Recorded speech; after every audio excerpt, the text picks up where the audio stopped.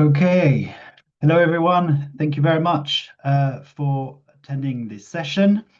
My name is Charlie Masquelier. I'm a sociologist here at the University of Exeter and a social science lead for theme 3 of the Renew project. Now, I'd like to welcome you to this case study panel, which aims to spotlight key challenges organizations are facing in the environmental justice space and showcase examples of what successful action looks like. Now, each will present, and I will introduce each presenters and each presentation as they come. There will be at the end an option for questions and answers. This is likely to be shorter than planned, given we're starting a bit late. But please do think of questions and put them in the Q&A while the speakers are talking. After that, we will have breakout discussion sessions that will provide an inclusive space for delegates to ask questions, share learnings, and reflect on their own work and practice. So I'm going to welcome our speakers now, and the speakers, I might add, represent a wide range of our partners on Renew. So the first presentation will be by Victoria and Emily. Victoria Bradford-Keegan and is from the National Trust, and Emily Martey from Natural England. They will talk about advancing environmental justice through nature, towns and cities. Victoria is based at the National Trust as Programme Director of Nature, Towns and Cities, a coalition united by a shared mission to put nature at the heart of urban life and create greener, healthier, more prosperous places. Emily is a senior officer in the Connecting People with Nature team at Natural England, leading on the Nature, Towns and Cities accreditation scheme to incentivize ambitious action for urban greening transformation. Victoria and Emily, I'll hand over to you both. Hi everybody, thanks Charlie for your introduction. So I'm going to start us off with a bit of an overview of nature, towns and cities, and then Emily will do a deep dive into a bit more of the bit more detail. So urban areas facing intersecting crises, we've heard a lot about that already. Access to green and blue spaces, nature connection, climate risk, health inequalities, biodiversity loss.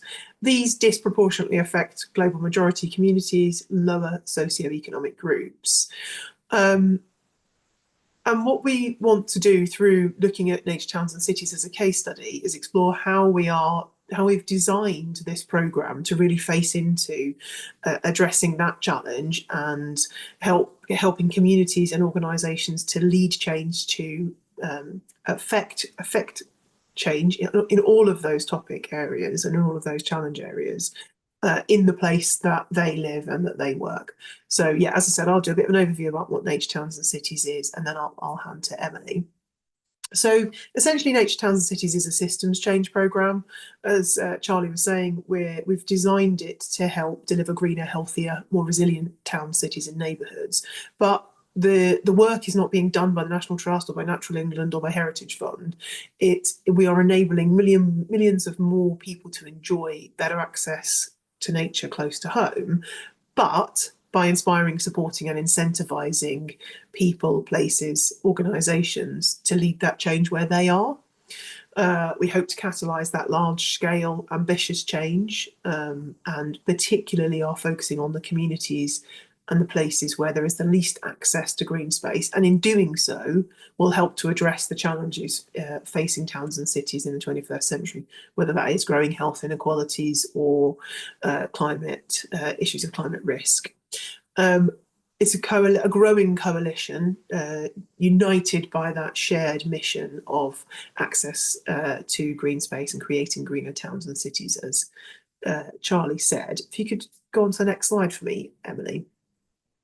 This is our kind of long-term outcomes that we're hoping to achieve over the decade that Nature, Towns and Cities will run for, starting this year to 2035.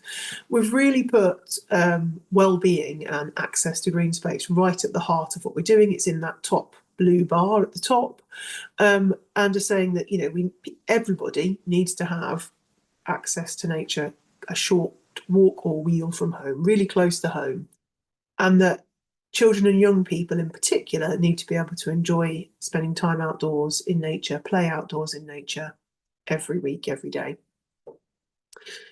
You'll obviously there's quite a lot of detail on this slide, so you'll have a chance to read it, but I'm sure some of you might have seen it before, and you can also find out more about this on our website. But if we could go on to the next slide, I just want to pull out a few of our headline deliverables. By 2035, we'll have achieved a lot together.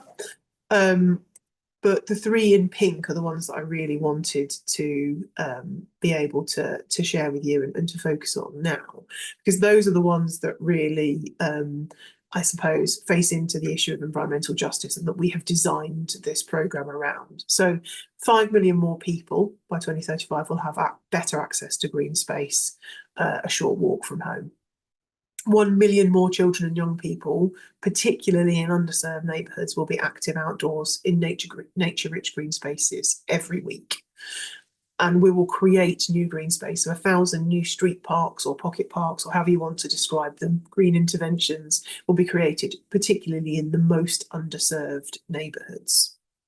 So those are just a few of the headline deliverables. If we move on to the next slide, I'm just going to talk a little bit more about what does that actually mean, how are we going to go about this in the programme. So how are we doing this? We're really putting use of data front and centre, use of data to understand environmental justice front and centre in this. We're promoting the use of things like the True Equity Score, like the Natural England Green Infrastructure Mapping, and we're also currently working behind the scenes on adding to those so that we've got actual environmental equity maps that will show those intersecting crises, intersecting issues and how they play out in a place. And Emily will talk a little bit more about where that idea came from and how we built on that later on. We're also centering nature towns and cities around helping people to establish GI strategies, green infrastructure strategies, action plans and project pipelines that will really help to address those inequalities in access to green space in a certain place, and climate risk and health. In a place-based approach, so taking all of those things and putting it together and looking at nature as the solution, not the only solution, but an important part of the mix. We're putting partnership and co-design as a central element to the accreditation that is a fundamental part of nature towns and cities, so that the most marginalised communities are getting a say in the design of that new green space or that improvement to green space. The finance innovation work that we are doing is looking to secure investment so that there is long-term investment both in the creation but also in the ongoing maintenance of green space and nature in those areas with the least access to nature currently. We're looking at the relationships between local authorities, communities and other partners, and trying to improve, I suppose, change the power dynamics to make it more equitable in terms of who's making decisions about what, but also we genuinely think that it's stronger together. You can't have only the top down, and you can't have only the bottom up in establishing that place-based change. It's a stronger together kind of framework that underpins nature towns and cities. We've just last week or week and a half ago kicked off the co-design of a particular communities aspect of the programme, and that will go on into 2026. So that's a kind of growth area, I suppose, for nature towns and cities, a fundamental part of it, but a growth area. And we are designing that with the hyperlocal community organisations that will essentially be part of that. We're not designing that in isolation and saying, here we've worked out what you need, here it is. So that's a fundamental part of how we're growing the programme. And then just finally on kind of programme growth and coalition growth, we know that Nature Towns and Cities can't only be a collection of environmental organisations, so we're actively seeking to grow the programme to bring in additional strategic leadership, expertise, experience to help deliver these really long-term and really ambitious targets to 2035. And we will have more activity, particularly centred around health equity and climate resilience, that's in development now and will hopefully come on stream in the next couple of years. So really looking at those overlapping, intersecting challenge areas, I suppose. I'm going to hand over to Emily now. She's going to talk a little bit more about some of the detail. Thanks, Victoria. So just to touch on a few of the tools that we've got, that are some belong to the programme or to National England, or to the Trust, and others are kind of just signposting out to other really good tools and websites that we would recommend people look at in terms of access and environmental justice and equity. So the first is the Green Infrastructure Mapping database. I'll pop the links to all of these in the chat after our talk. The Tree Equity Score and the Tree Planting Calculator. So all of these can be used. They're open source databases that local authorities or their partners can use to map their area, to find out how the area scores in terms of tree equity and where some of the hotspots are that they may choose to implement projects or improvement plans to increase equity in those areas. We've also developed a quick start guide to urban greening, which is on our website as well, which is more practical steps for local authorities, especially in the co-design, and making sure that equity is at the centre of decision making. And then there is a Grow an Equitable Urban Forest Guide as well. And just to put some numbers against kind of why this is really important, the most affluent UK neighbourhoods have twice the canopy cover of the less affluent ones, and you can imagine what that does for people's mental health, as well as increased risk to things like flooding and extreme heat in the summer. Minority ethnic communities have 50% less tree cover per person. We are pretty poor in terms of tree cover compared to our European neighbours. And then there are, of course, huge links through to physical and mental health, and things like air quality and the savings that can be made if we focus our efforts in urban areas to improve that. So a little bit about the accreditation and the grant, which is part of Nature Towns and Cities. So this is there to support and incentivise change in local areas.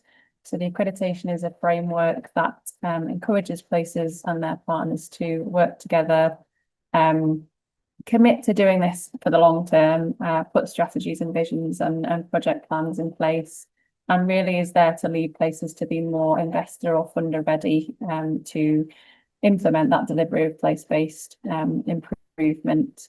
And the accredited places will be the first to be connected with investors. And we have 3 towns and cities so far that are accredited, Emily? Which you can... Yeah, 1 minute. Thank you.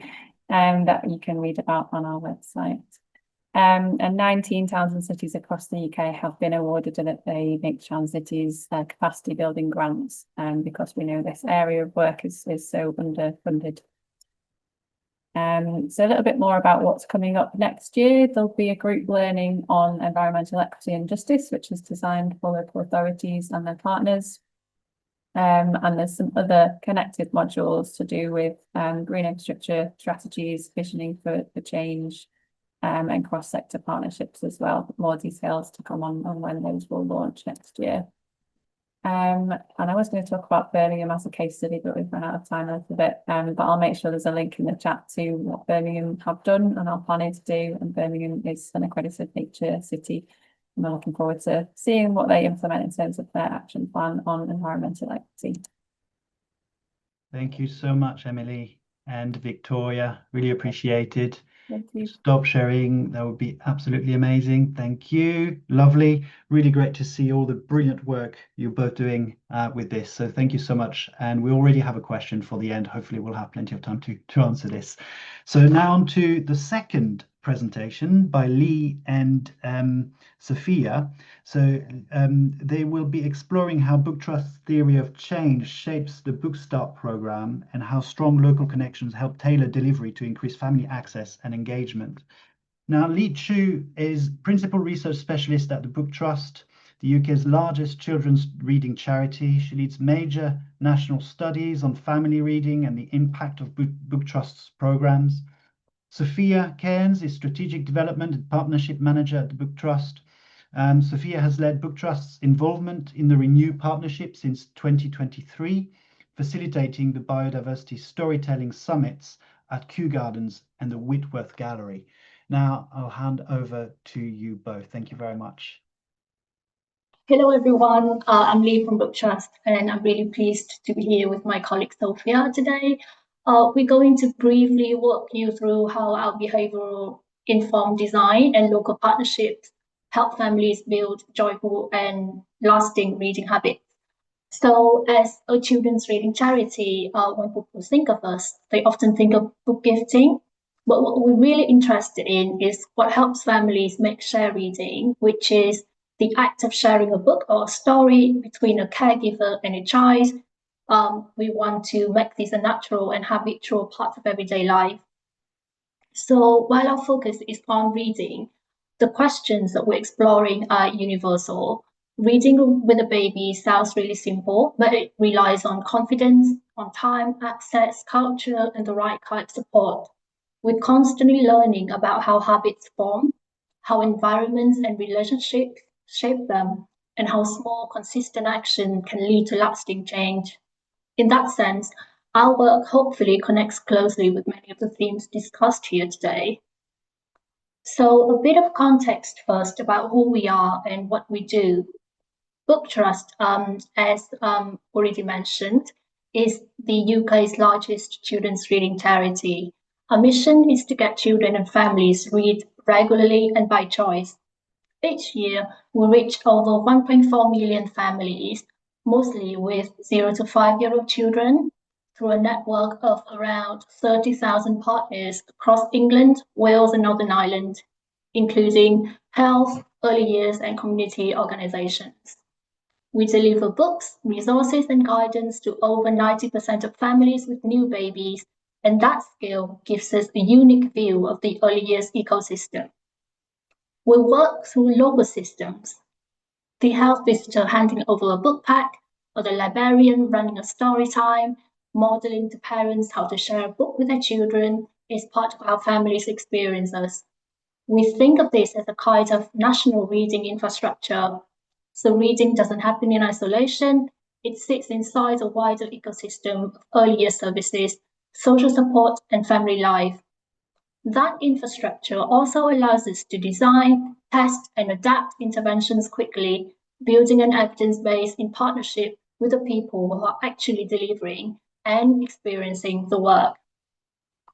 So why does it all matter? This slide summarizes some of the key benefits of reading that we've reviewed from hundreds of academic studies and experts' insights.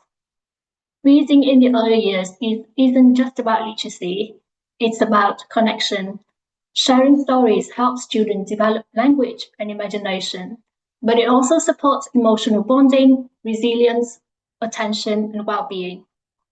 Our evidence review shows that early share reading is linked to stronger language development and school readiness, but it also helps parents feel closer to their child and create routines that bring calm and structure to everyday life, as well as fun.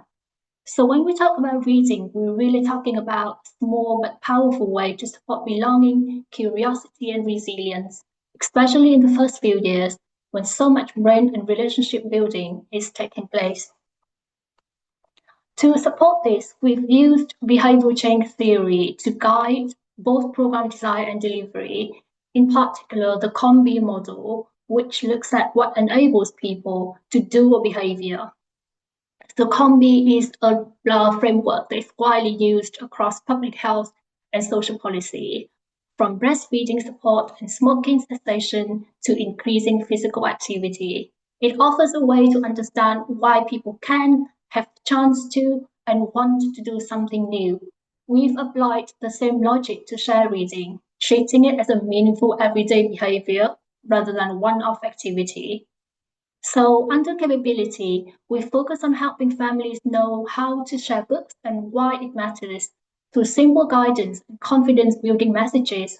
For example, by reassuring them that there is no single right way to share a book. You can read word by word or make up stories from the pictures, and just a few minutes each day can make a difference. And under opportunity, we ensure that families have access to age-appropriate and engaging and representative materials, and B, that they encounter reading in trusted familiar settings. For example, to health visitors or nursery staff who can model or encourage share reading in ways that work for families, depending on their specific needs and circumstances. And under motivation, we design emotionally engaging resources, books and messages that feel relevant to families' lives and identities, so reading feels enjoyable rather than something they're being told to do. So when those three conditions line up, capability, opportunity, and motivation, we see parents move from good intentions to regular habits.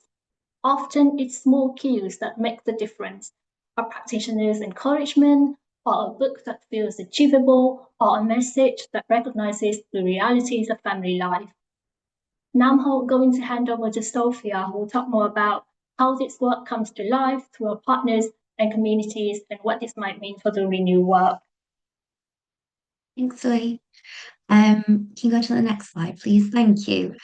So Lee's talked to you a little bit about our program design, and unfortunately we don't have the time to take you through each one of those programs in much detail, but something that we consistently offer for our partners is support and tools and guidance to deliver those programs to families effectively and engagingly, and just to, in a way, provide some consistency in delivery. But what we really champion from them is their individualism. So we produce things like our partner resource guide, books, recommendations, and our book finder, which is on our website, as kind of statutory tools and crutches to support that delivery. But we really celebrate how they tailor our packs and weave them into other delivery programs. And we showcase this through our social media and webinar series that run throughout the delivery year. Next slide, please, Lee. So we wanted to share an example of this kind of tailored approach that we've been made aware of through our really close partnership with Helen from Hull City Council. So those of you that joined us at our summit at the Whitworth Gallery last year will recognise Helen, and she delivers our Bookstart toddler and preschooler packs to families in Hull, as well as our Storytime programme, which runs in libraries. And you'll see, I'll read out the quote because we've got a little bit of time, but Helen says, one of our family hubs ran a session in a local park in a deprived area in the city. The group was so well attended by families, and we found, which we didn't anticipate, was that the session held outside saw significantly increased engagement of dads and male carers choosing to access the sessions outside over the ones inside our family hubs. So although we do provide the guidance of where these sessions might fit and how partners can use the tools, we do celebrate and encourage this kind of adaptability and design our programs in a way that they can be versatile and fit into how delivery partners see works for the families that attend those sessions. Next slide, please, Lee. So these insights and kind of nuggets of individualism are channeled into the learnings that inform our continuous improvements to our scaled programs like our baby, toddler and preschooler programs, as well as our partnerships like Renew. So the work that the pillar, that we sit in as part of Renew is the community action pillar, which is really founded in human connection and collaboration. So we were able to channel some of this individualism and celebration of different experts and perspectives into the work that we do. Another programme that we're sort of developing in its early stages at the minute is our place-based partnerships with Barnsley and Knowsley's health sectors. And this is quite new territory for us, but we're able to channel some of these learnings, which kind of echo what Victoria was talking about in her presentation, to drive some community change and action and hopefully evidence some systems change, which underpins our Reading Rights campaign, which was launched this year, striving to give all children access to books and the benefits of reading. So on the left, the diagram just highlights some of those objectives and opportunities that we've identified in sort of collaborative work in multidisciplinary approaches to create some lasting and sort of community-driven change. Next slide, please, Lee. So we've talked to you a lot about books, and you might be wondering why and how this fits into the theme of environmental justice. But during the course of our partnership with Renew, we've identified these sort of headline opportunities that we'd like to share with you, and just keep it in your mind as you continue the work for environmental justice. So one of the insights that we shared during our summit last year was that low-income families, predominantly the families that we work with, have less access to wild places, parks and private gardens, and nearly a third cite costs as the main barrier to accessing green spaces. So it's not a given that outdoor space is available to all the families that we kind of focus on in our work, but examples like Helen Town's work is a way that we can kind of increase that access and encourage some support through our partnerships to innovate and use our programs in new ways. 1 minute left. Thank you. And then the last three are just some learnings that we hope will kind of inspire collaborative working and the future of projects with focused on environmental justice. So being sensitive to diversity, especially with low-income families. What we've found through our research is that assumptions are really challenging to apply to different family bases and areas and regions. So being sensitive to diversity is what we channel into our program design. Building on what you already know, and establishing strengths-based models is always a benefit as a starting point, rather than kind of over complicating and building in a lot of hypotheses into program design. And finally, collaborating with experts from different fields to bring new insights and perspectives to your work. What we've found is hugely valuable in helping us break into new territory and find new opportunities to reach families. So that's a very whistle-stop tour, and we've not been able to go into much depth of anything there, but we've shared some links on the slide and our contact details, so please do get in touch if you've got any more questions. Thank you. Thank you so much, Sophia and Lee. Absolutely brilliant to see the work you're doing and the work you're doing with Renew as well, which is absolutely brilliant. So thank you so much for this. Now, our last speaker, but not least, of course, of the session, Clive Mitchell from Nature Scott, who's going to talk about the politics of transformative change. Clive is head of terrestrial science at Nature Scott and leads the approach on their approach on climate nature. He sits on the steering group of the Sustainable Scotland Network and advisory group for WWF Scotland. Now, on to you, Clive. Thanks, Charlie. And yeah, thank you to all the previous speakers. I'm hoping you can see the screen there, okay? So yeah, following seamlessly on from Karen, actually, and I was quite struck that by the remark about not wanting to have the same conversation in 5 years' time. So after I finish speaking, I'll post a link in the chat to a paper by Kelly on the politics of the British nature state, which looks at the politics around the Wildlife and Countryside Act and shows that we're having largely the same conversation today as we did in the 1940s. And I think a lot of that has to do with issues of transformative change and some of the issues I'll touch on in this presentation. So for those of you who don't know, IPBES is to biodiversity as IPCC is to climate change. And you may remember them from 2019 when they published their assessment of the global assessment of ecosystems and biodiversity. And they've been busy since then producing a number of thematic reports, and two came out in December last year. One looking at the interdependencies between biodiversity, water, food, health, and indeed climate, and the other looking at aspects of transformative change and how we bring about change at the pace and scale required to meet global targets and ambitions and indeed requirements for a safe operating space for humanity by the 2050s, for example. And because climate, water, biodiversity, and food and health are so intimately dependent.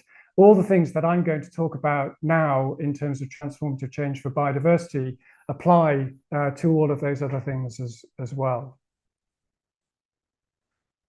This is the gist of the report in a nutshell. It's several hundred pages long, but it boils down to this basically. And in the 2019 assessment, it identified a number of direct drivers of biodiversity loss to do with habitat loss and fragmentation, exploitation of species, climate change, pollution, and invasive species. Discussed a number of indirect drivers behind them. And this report focuses on the underlying causes of all of that. And it's worth spelling them out. The disconnection from and domination over nature and people, the extent to which we feel to be a part of nature or apart from it, links into concentrations of power and wealth in supply chains, distortions of democratic processes and so forth. And that also links into the prioritization of short-term individual and material gains. So those are obviously deeply political issues. And I think it's fair to say that the environment sector as a whole in the UK particularly has tended to frame problems in nature and the environment largely in a kind of technical way, fed by natural sciences in particular and the evidence base for that. And no doubt that's been terribly important. But insofar as anyone is going to do anything about the evidence that comes out of those studies and so on, will depend on their motivations to act on that evidence. And that is all to do with people, social relations, power relations, and ideologies in terms of how we see the world and our place in it, much more than any kind of technical aspects of how nature works or the planet works as a whole. So this is the story of the assessment in a nutshell. I'm not going to go through it in detail, but working from top left, it recognizes that there have been severe declines in biodiversity, that they're driven by these interconnected issues of habitat loss, fragmentation, overexploitation, climate change, pollution, and so on. They identify these underlying causes, suggest that they can be addressed by adopting certain principles, which I'll say more about in a moment, and that these patterns are reinforced by deep cultural associations and patterns, driven by different viewpoints, practices, and structures. And change can begin by addressing all of those kind of structures, views, and practices in many different ways, but ideally in coordinated ways. That there are particular barriers to doing all of that. It's not going to be easy by any means, but there are visions of a better future for nature and people, and indeed, a lot of those visions are here in the present, but not as widespread as we would like them to be. So, you know, a different world and a different viewpoint, a different future is possible. And there are plenty of examples of that in all sectors, in all settings, in all countries, and giving rise to different pathways to those futures for everybody. So it's not going to be difficult. Sorry, it is going to be difficult, but it's definitely possible. Is the gist of the assessment. And the assessment is concerned with the conditions for transformative change, but also importantly, the potential to lock in current patterns and behaviors. And at the end of the summary for policymakers, there's this kind of handy checklist to work through in terms of testing whether your intervention is likely to create those conditions for transformative change or lock into existing patterns and so on. So an example of existing initiatives that might either create the conditions for transformative change or lock into current patterns would be the expansion of natural capital markets and for ecosystem services or payments for ecosystem services, and whether they're being developed in a way that enable activities to exploit and overexploit that natural capital, or are done in ways that can transform the way that markets work, in effect, working towards situating economic activity overall in nature, or creating conditions for the overexploitation of it by introducing a new product, as it were, to sell and overexploit. And the argument is that by attending to all of the different components of this checklist, you'll have more chance of creating conditions for transformative change. So I'm just going to look at 3 of those in a bit more detail. As all the previous speakers have alluded to these principles directly or indirectly around equity and justice, pluralism and inclusion, respectful and reciprocal human nature relationships, and adaptive learning and action. The argument is that by adopting all of those principles together to inform certain strategies to do with transforming economic systems for nature and equity and so forth, transformative governance systems, can help to address these underlying causes of biodiversity loss. This can all be guided by visions and values towards better futures for people and nature, and reducing climate risks and so on, towards circular economy, biodiversity, ecosystem health, and so on. Generally speaking, we tend to be pretty good at describing futures that are ideal, utopian, or really, really bad, dystopian futures. We're not very good at that bit in the middle. So frankly, how can I put it, visions that are a bit, but that's probably where reality lies for most of us. And the idea that we can present, utopian views in particular, that would seek to undo basically the human condition over the last 10,000 years or more, seem, rather unrealistic to me in particular. Another problem or a challenge with developing visions is that we're very constrained with what we know, or indeed what we've known in the recent past. And there's this imagination gap to help us see, potential futures that are so much better than what we've become used to or conditioned to. And obviously within the IPBES assessment, there's a huge emphasis on the involvement of First Nation peoples in particular, because they have such often different, for us, they seem to be very different ways of looking at the world that can help to kind of plug some of this imagination gap that we might use to inform better futures for us and other people. And crucially, a lot of the gap is determined then by who is involved and who is not involved in creating these visions. If we bring a group of people together in a room, there are inevitably power relations at play, because there are between individuals, families, communities, business organizations, governments, and so on. And whilst it's possible to identify and manage the power relations within the room, an important consideration, obviously, is the people who are not in the room, who have direct access to decision makers and can influence their decisions for land and sea and how it's used. And we obviously need to be attentive to all of those relationships in terms of how land and sea and nature is used. So all of these conditions are required to address and create conditions for transformative change. And as I said before, this is all very political. And as organizations, our evidence base, as I said, tends to focus on natural sciences.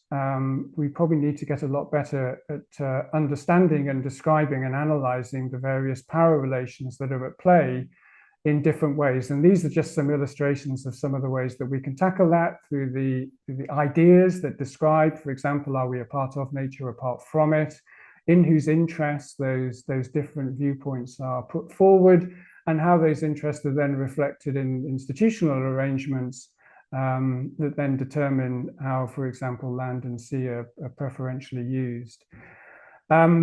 Associated with that, there are power relations that can be described as instrumental, where I can directly influence you or vice versa. Discursive power, which is about underlying norms and values and beliefs, and structural power, particularly by governments, but also corporations in terms of the range of choices that are available to us. 1 minute left. Okay, that's great. Either as consumers or citizens. So a large part of this, well, particularly from an agency point of view, is navigating this kind of fine line between talking about the politics of what we do with a small p, without falling foul of kind of party politics and so on. And I think the conditions I described on the previous slide can be analysed and described, and then we can apply different frames of justice, recognising that different political parties will give different degrees of attention to these different components of justice and even within them. So distributive justice describes distribution of costs, benefits, risks. Procedural justice, who's involved in making those decisions, recognition, what's on the table, what's not. Multi-species or intergenerational, including restorative justice. And these play out in relation to different parts of those underlying causes, with distributive justice running all over them. Procedural justice, likewise, issues to do with recognition, people apart from nature, especially in the first one, and similarly multi-species in there, and intergenerational running across all of them as well. And more attention, I think, or to being able to describe these aspects of justice might help us to make better decisions for people and nature in correspondence with those different values and visions. Thank you very much. Thank you so much, Clive. Thank you. Really refreshing to see how much of an emphasis there is on power here, which is, not always front and center of analyses of this kind. So thank you very much for this. So we have, let's just say we will finish at 5 past, since we started this session 5 minutes late. We'll finish at 5 past the hour, if that's okay. So we have about 6 minutes to answer quite a few questions. I'm sorry about this. It's just good, but please keep those questions for later if need be. I understand that some of you may have answered those questions in writing, but a first question, I believe that was for our first speakers, Victoria and Emily. Are you able to have influence on policy around the new so-called garden towns that are being planned or built? Great question. I mean, we'd like to. I don't think it's fair to say we've got the ear of everybody that matters. I think there's probably 2 ways of thinking about that. So there's direct into government, which is more tricky. We are a coalition of third sector organisations and government agencies, but that doesn't guarantee that. But then I guess the other route in is probably more aligned to the other work we're doing, which is actually influencing in a place and taking a place-based approach to it. So that would mean through working with and influencing developers, master planners, and people like that, which is probably honestly probably a little bit easier. But Emily might have further to add on that. I'm not sure. Emily, did you want to come in? Sorry, I don't know why. I'm just a background. I'm not there. Yeah, I think it's a very interesting one. I think part of the accreditation is thinking about that place-based approach and the town or city as a whole. So whether it's an existing town or city or whether it's a new large development or a new town, I think the principles still apply. So we're very much trying to embed those principles of access and equity in terms of access to good quality green and blue space close to where everyone lives and works, so that it's not a destination that someone has to leave where they live or work to benefit from. So yeah, that's the ideal scenario, that it is embedded throughout town or cities plans, in their local plans, in their delivery plans, so that we don't end up with huge developments that don't have that inbuilt green infrastructure that we know people need. I should also actually have said, given that most of the new towns that are proposed are actually within or on the side of existing conurbations, depending on the timeline for the creation of those new towns, some of those places will be nature towns and cities. They will have accredited status. Thank you very much. Thank you. So for Lee and Sofia, brilliant talk. Thank you. Given your research into the powerful effects of reading on children's early years development, are you hopeful that children's nature books can be an impactful tool for increasing nature connection for those who don't have good access to nature and green spaces? And do you have ways to measure this sort of impact for nature books in particular? I know you've answered that in writing, but I thought it might be worth discussing. Yes. Lee, do you want to? No, you can. Okay, thanks.